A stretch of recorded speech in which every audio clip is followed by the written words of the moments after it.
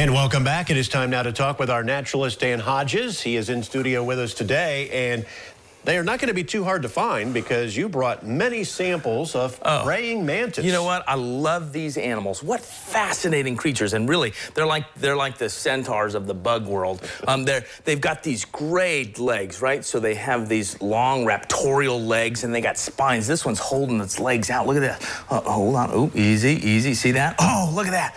So these guys have these great big legs with spines on them, and they catch their prey and start tearing it apart as soon as they can. They'll try to kill it, but a lot of times they start on the wrong end, and so the poor little bug. But anyway, these guys are out in our meadows and prairies. They're out in our woodlands too. Certain types of them eating arthropods. They're eating other bugs. Some of them get big enough to eat vertebrate animals. You know, sometimes like hummingbirds and stuff like that. So these guys are really voracious predators.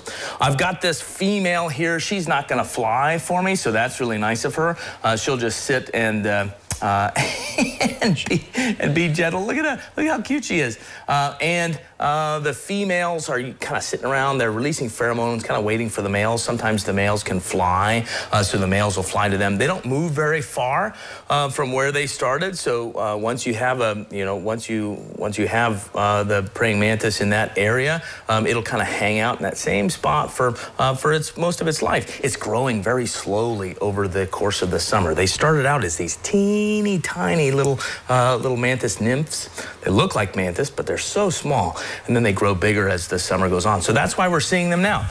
They're all grown up. Okay, we have three different almost colored ones and sizes. Isn't this cool? So we're looking at this green one here. This is the European praying mantis. I've got a much larger one here. This is the Chinese mantis.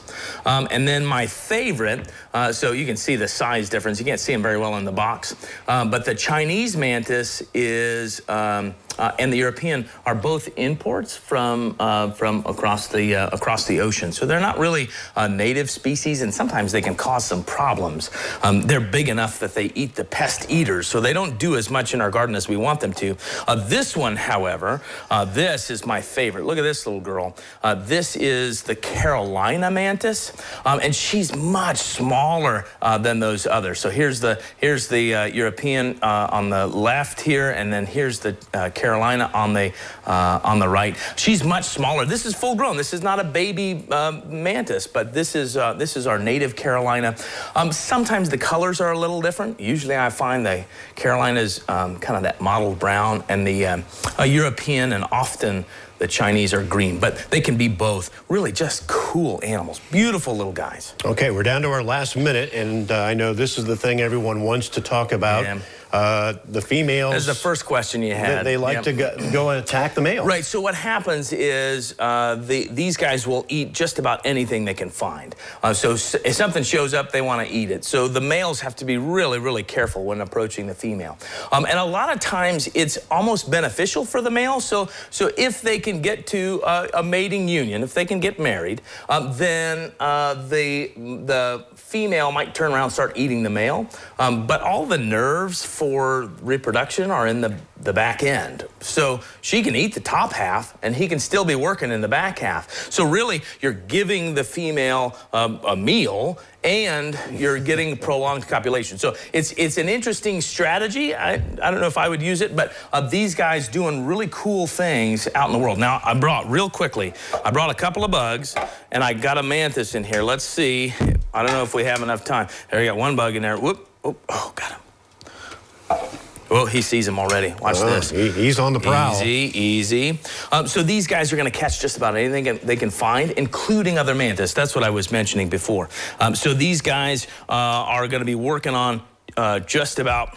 Oh, man, when they grab them and they start ripping them apart, it's really exciting. So this is cool.